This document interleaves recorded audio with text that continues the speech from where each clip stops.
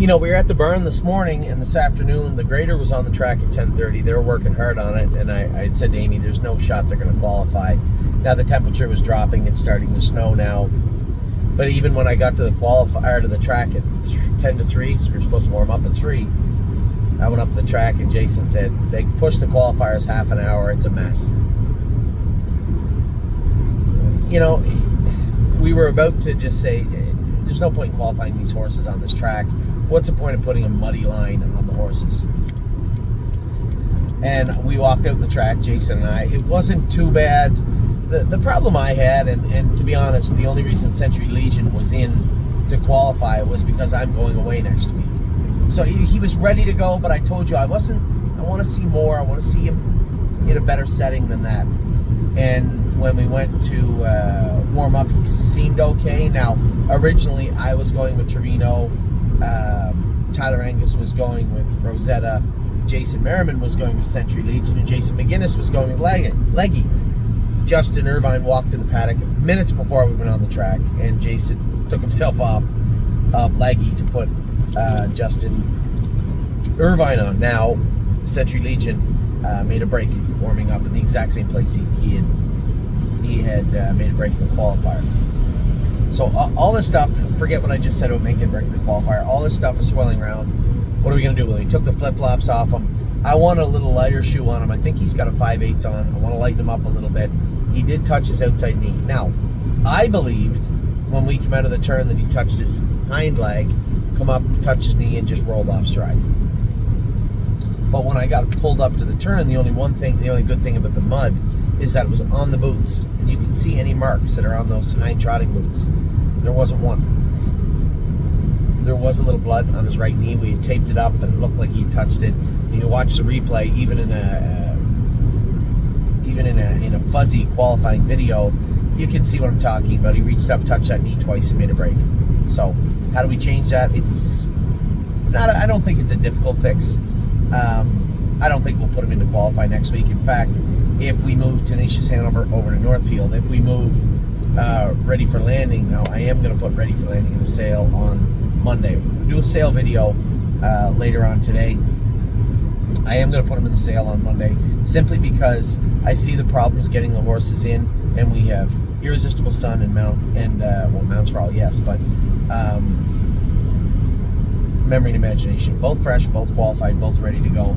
All three horses fit the class at the Meadows. Now there's a 5/8 when it fills. It did this week, and they fit the condition claimer non-winners at 10 at Dayton. They fit the straight non-winners. While Irresistible Sun fits the straight non-winners at 7, 6 Ohio 7 at Miami Valley, and the 10 condition 10 claim the condition claimer for non-winners at 10.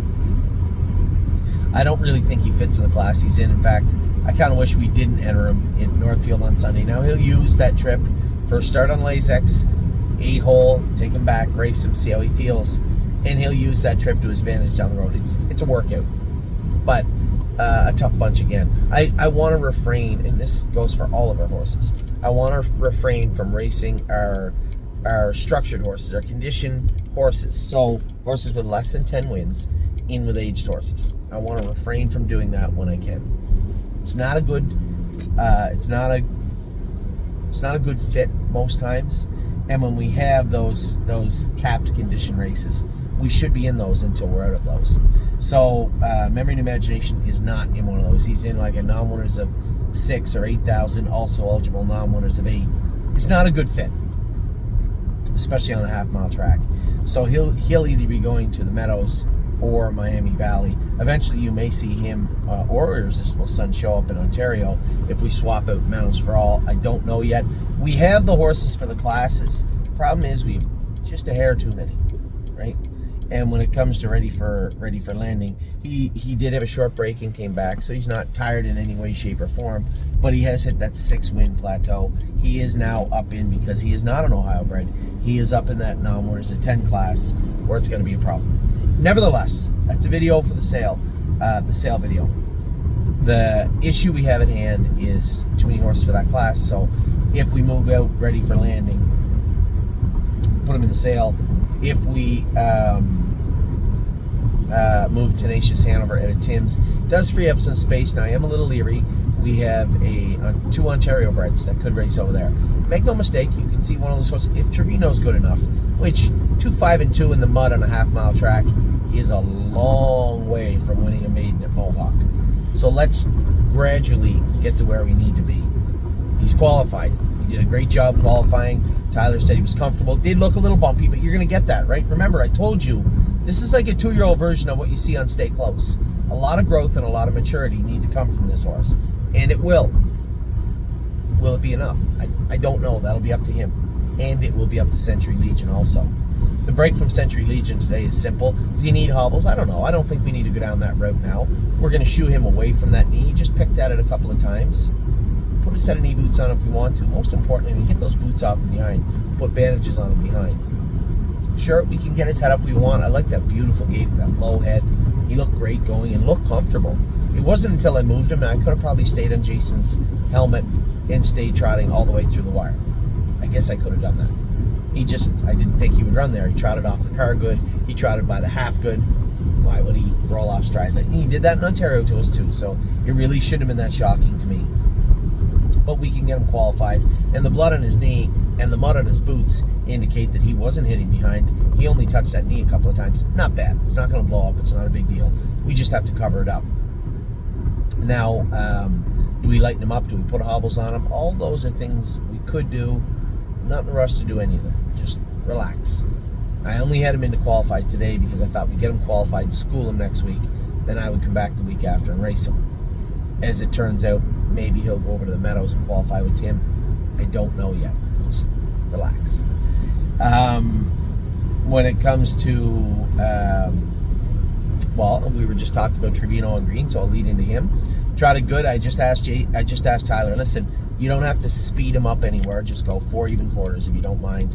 I just want to get a comfortable line into this horse. And although he looked bumpy to you, Tyler said the horse was fine. Did his work well, did everything good, which is great. He says close to his knees. I said, I know he's close to his knees. The only problem I have is we put knee boots on him and he does touch one. He's more than likely to start touching himself behind, and he's going to sound like a drum set, and then we're going to have problems. He said, right now we'll check his knees to see if he touched them. There's no blood, there's no marks, which is good. He's close at this point, but he's not into them just yet. Now, the last two, Leggy did her work well. Now, Harry didn't like the way she was trotting. He thought she was weak.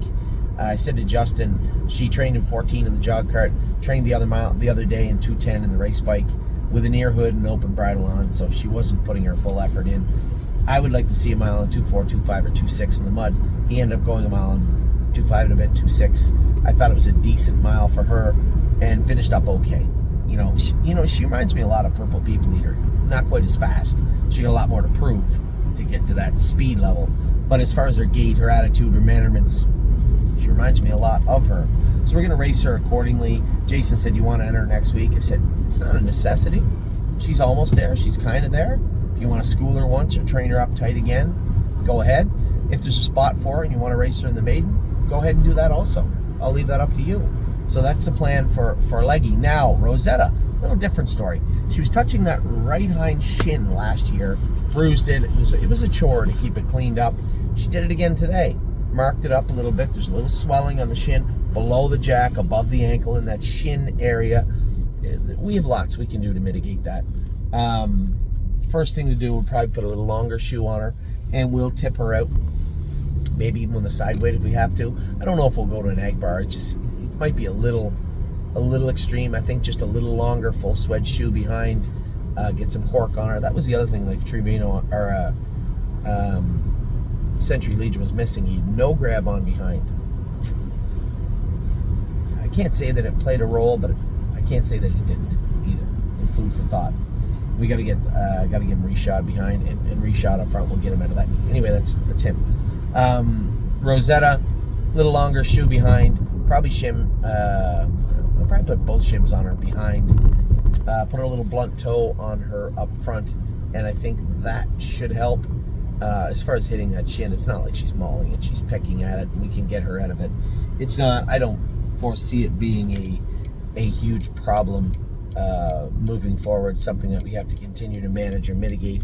No, I think it'll be sugar away from it, and it'll be one and done. That's my feeling on Rosetta anyway. But nevertheless, a mile and 2:4 and a piece, I think, in the qualifier. A little bit of a headwind, a little bit of a sticky track. Really, it was a crapshoot whether we were going to qualify. The track was adequate warming up, so we opted to. But it was really a coin flip at qualifying time if we were going to qualify or not. And not a great night to qualify, but 3 of them got qualified. We'll likely aim to race Trevino on green at the Meadows. Century Legion, I might send him over to qualify at the Meadows. And then again, we may just work on him for another week or 2. Big lanky colt, there's no rush. I told Daryl, who had stayed in with us right up until last week, I told him I liked the colt and I was not going to qualify him today. But I was here, we had other horses in to qualify, the gate was rolling. I said, I'll go a mile and 2.5 with them, get them qualified, and then we'll go from there. Caught me off guard and made a break coming out of the turn. Not unlike the one he made last year, but I can see, thankfully it was muddy in that regard. We could see what he wasn't doing, and we could clearly see what he was doing. He wasn't pounding his knee. I think he just come out of the turn, shifted over, touched it. Maybe that left stifle needs a little work done on it. Maybe he just needs a little more muscled up, needs a little more training. We can help him with all that stuff, but first and foremost, we'll get him out of that outside knee and then be done with that. So that was the qualifiers in a nutshell today. Quiet day for New Year's. I hope you all had a wonderful New Year's Day. I did post an hour-long video, just myself and my family talking about 2024, how much we liked it, how much we enjoyed it, and some of the highlights we had from there. Hopefully you can take some time to reflect on your highlights also of 2024. So with that, I'm going to let you go. We only have early play racing tonight in race 6 out of the 8-hole. I'm sure with the snow coming down and the weather cooling down, the track will be hard as a rock and not as muddy. And we'll get him raced. Here's a horse that is going in twice in a month, both times through the 8-hole. Not ideal, but we'll see how our boy early play does tonight. So with that, I'm going to let you go. Have a wonderful rest of your New Year's Day, January 1st, 2025. You have 6 hours, just over 6 hours of it left. Take care.